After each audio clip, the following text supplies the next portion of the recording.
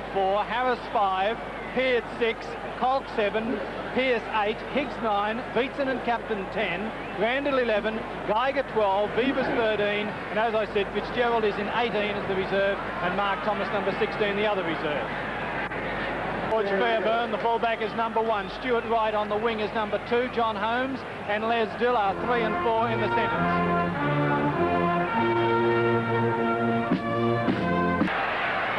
Beg pardon, it was Mick Cronin. Scrum to go down. This is their main tactic today. Australian ball, Colton to Harris. Harris brings play infield. Pearce, dummy half. Colk, Peard. Dummies to Cronin, gives it to Higgs. Pulled down by Casey. Geiger. Peard. Pearce, Edie into the three-quarter line, Harris is actually stopped by Jim Thompson, but then it was Stuart Wright who came in to mark his opposite number. Beatson off Pearce, now with Randall across to Cronin. Cronin finds a gap, Cronin looking great, feeds it now to McMahon, McMahon goes to the corner, and it's a try. My goodness, that was a try, and we've only had about 2.5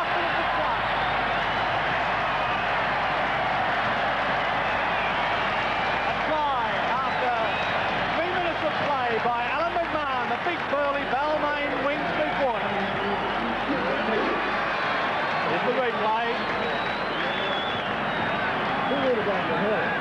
Now, this really showed the lack of English defence. Randall was allowed to run. Cronin made the big break, positioned his man beautifully to McMahon, drew the defence. Actually, it was only Millwood was there as the fullback Fairburn came across much too late. And there was no stopping Alan McMahon with that try, Bob Fulton. Gerringong, a beautiful shot from behind it, but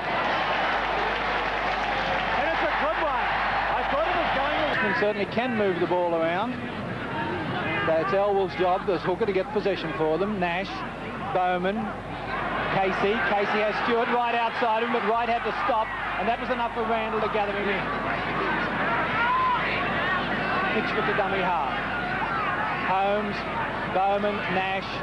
Along the ground to Dill. Dill going crabwise as Gartner comes at him. Gets it to Bill Francis. Francis infield.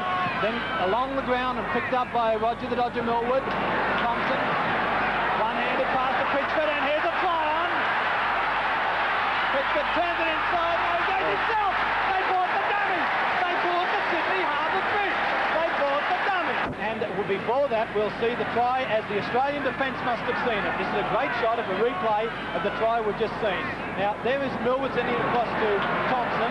Thompson one-handed across to Pitchford. Now, watch the defence. Where is it? There's Hicks coming across. He misses him. Edie took the dummy. Harris was nowhere there, and there was no lock forward across.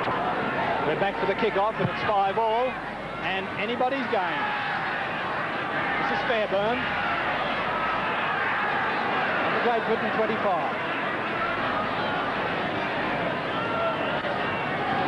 Elwell, Thompson. Steve Nash speared. Bob Fulton.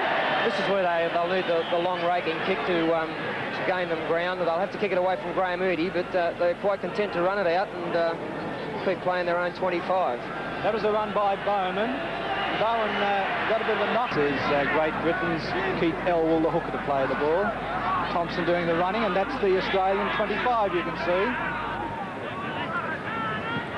Bowman back inside to Nash, who was darn lucky to hold that ball. Long one from Elwell to Millwood. So Stuart Wright going back.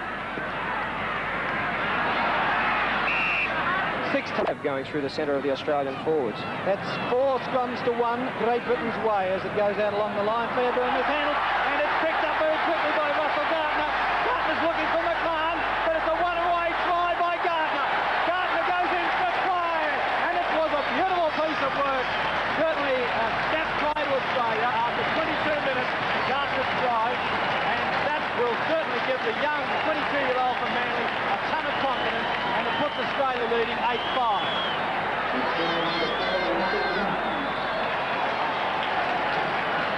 Mishandling for one moment by Great Britain, and Gartner was away. Here's the replay. Watch Now, there's the mishandle by Fairburn. It's picked up in a flash by Gartner. Gartner accelerates. He knows it's just a matter of keeping the speed on. Chasing him were two Great Britain players, but they had no chance to get him. That's Francis on your left and Dill on the right. And there is Russell Gartner scoring his first international try to make Australia leaders after 18 minutes, so some 8 points to 5. Elwell again. Casey on the blind side wearing number 10. Nichols late. He's dropped the ball. It was lost then by the Australian player, I think, Peevers, but Thompson didn't see it. So we've got to play the ball by Australia on Great Britain's 25. Geiger. Randall.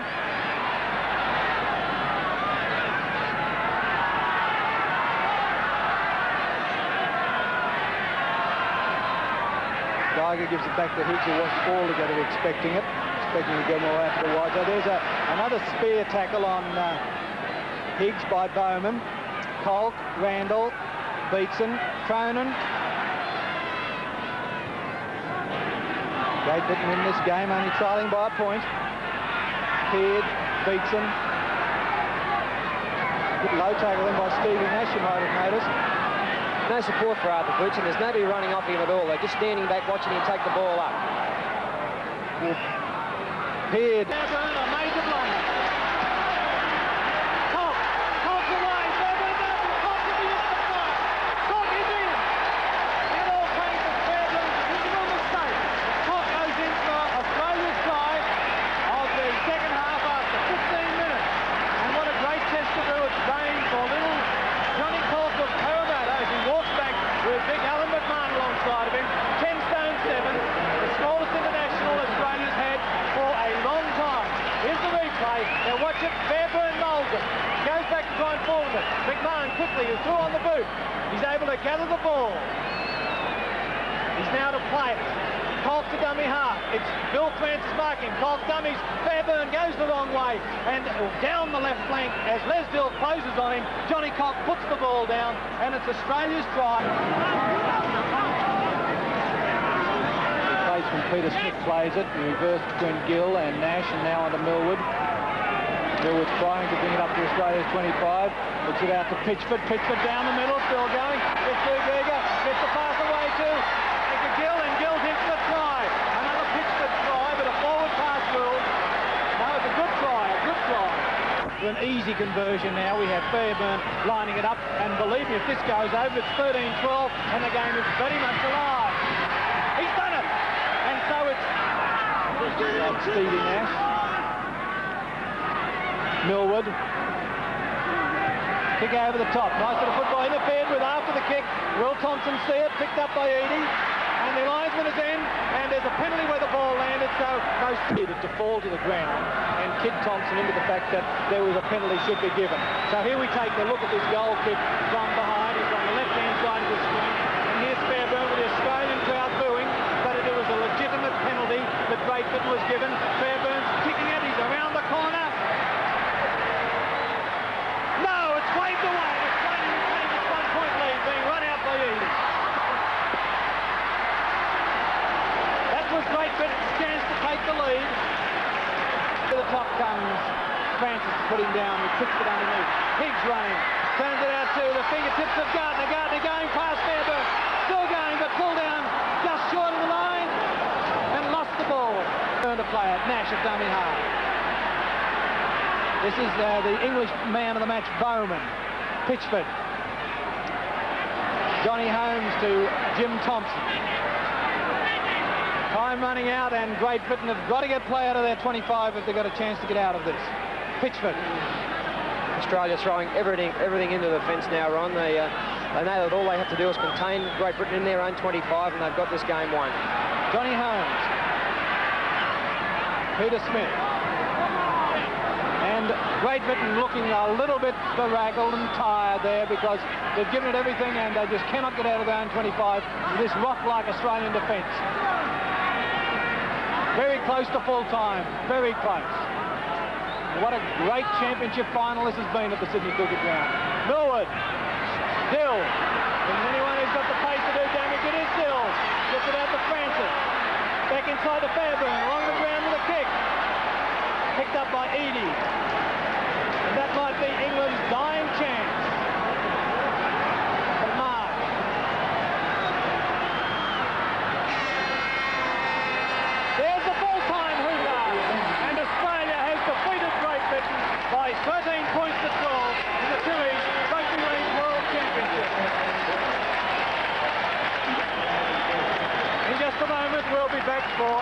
full summary of the game with Bob Fulton and myself.